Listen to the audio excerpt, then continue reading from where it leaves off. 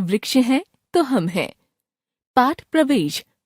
छात्रों में पर्यावरण के प्रति जागृति फैलाने के लिए विद्यालय में वृक्षारोपण समारोह मनाया जा रहा है। विद्यार्थियों की प्रतिभा को विकसित करने के लिए प्रश्न मंच का भी आयोजन किया गया है। मंच पर एक बड़ी मेज और उसके चारों तरफ 6 कुर्सियां लगी हैं।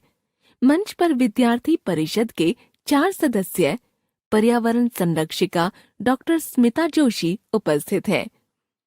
मुख्य अतिथि श्रीमान वसंत जोगलेकर आते हैं। सब लोग मुख्य अतिथि का करतल ध्वनि से स्वागत करते हैं। विद्यालय में आयोजित वृक्षारोपण समारोह में आप सबका स्वागत है।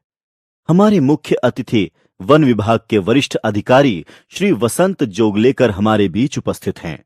मैं उनसे अनुरोध करता हूं कि वे मंच पर आयोजित प्रश्न मंच में अपना स्थान ग्रहण करें।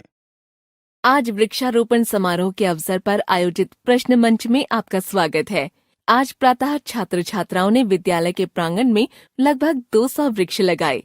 विशेष बात यह है कि इसका खर्च 12वीं कक्षा के छात्रों ने अपनी पॉकेट मनी से पैसे बचाकर किया है। सभागार में तालियां बजती हैं। पुनः आज के प्रश्न मंच का शीर्षक है वृक्ष हैं तो हम हैं।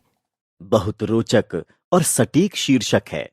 हमें प्राणवायु पेड़ों से ही प्राप्त होती है। हम सब मिलकर विविध प्रश्नों द्वारा इस विषय से जुड़ी समस्याओं का समाधान करने की कोशिश करेंगे। बच्चे एक एक करके अपने प्रश्न पूछते हैं। सर, पेड़ हमें प्राणवायु कैसे देते हैं? हर समय तो हवा चलती ही नहीं। सब हंसते हैं।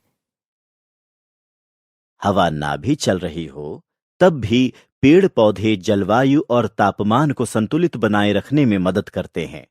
वे वातावरण से कार्बन डाइऑक्साइड को सोख लेते हैं और हमें प्राणवायु ऑक्सीजन के रूप में देते हैं। तनुश्री, सर, पेड़ पौधे हमारी सांस द्वारा छोड़ी गई कार्बन डाइऑक्साइड लेकर हरितकों की सहायता से अपने लिए भोजन बनाते हैं, तो मनुष्य भी तो वृक्षों के लिए आवश्यक हुए ना? हाँ ठीक है। जब हम किसी की रक्षा करते हैं तो हम उसकी नहीं, अपनी ही रक्षा करते हैं। वृक्ष पर्यावरण का प्रमुख अंग है। हमें पेड़ पौधों की रक्षा करनी चाहिए। इस संदर्भ में यह भी ध्यान दें कि पेड़ पौधे सूर्य, वायुमंडल, धरती और जल से ऊर्जा प्राप्त करते हैं और हम सभी पेड़ पौधों से ऊर्जा पाते हैं। इसका अर्थ समझ में नहीं आया सर। अर्थ साफ है। सारे प्राणी वनस्पति तथा उनके पत्तों, फूलों और फलों को खाकर ही ऊर्जा प्राप्त करते हैं। और जो लोग मांसाहारी हैं, उनके बारे में? मांसाहारी प्राणी जिन जीव जंतुओं को खाते हैं, वे भी तो ऊर्जा इन्हीं वनस्पतियों से पाते हैं।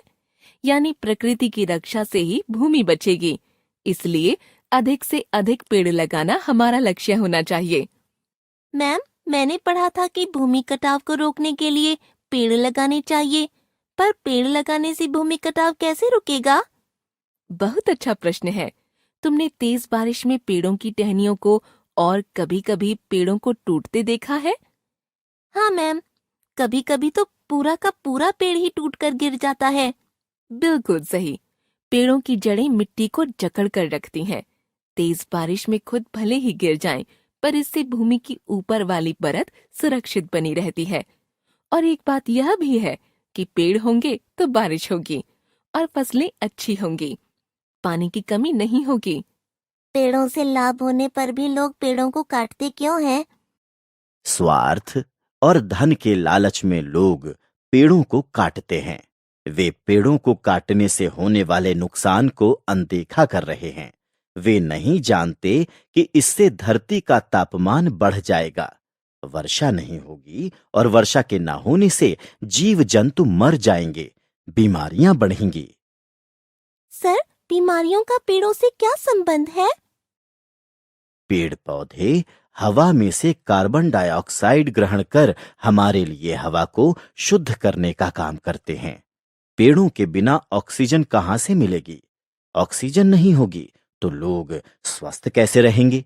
ऐसे में बीमारियां बढ़ेंगी ना। पेड़ पौधों से जड़ी बूटियां भी प्राप्त होती हैं। उनसे अनेक प्रकार की दवाइयां बनाई जाती हैं।